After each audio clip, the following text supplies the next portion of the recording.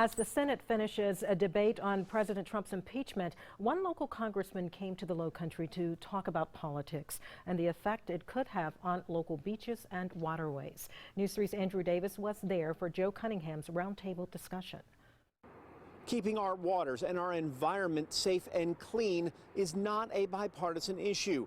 Those are the words of Representative Joe Cunningham as he came here to Port Royal to talk about just that to a group of very interested bystanders. At the same time, his attention was diverted also over to Washington, where a very partisan issue was going on, the Senate impeachment hearing.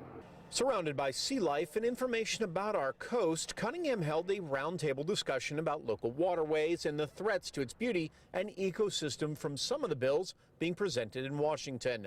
Cunningham says as much as 70% of our coastline could be affected by drilling and other proposals that don't take the environment or the effects on local businesses in our area into consideration. The Charleston congressman also talked to News 3 about his bipartisan bill to protect the coast, one of many that has passed the House, but the Senate refuses to put up for discussion. We're going to continue to do our job in the House. You know, it's equally frustrating whenever my 2-year-old son doesn't eat his vegetables.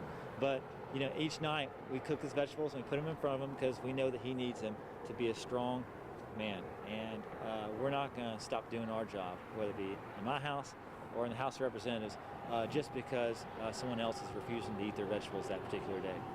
Representative Cunningham will be back in Washington tomorrow for the State of the Union address, where he hopes the president will address some of the issues that he is focused on. Things like the environment, the infrastructure here in South Carolina and beyond, and the price and problems of prescription drugs. Andrew Davis,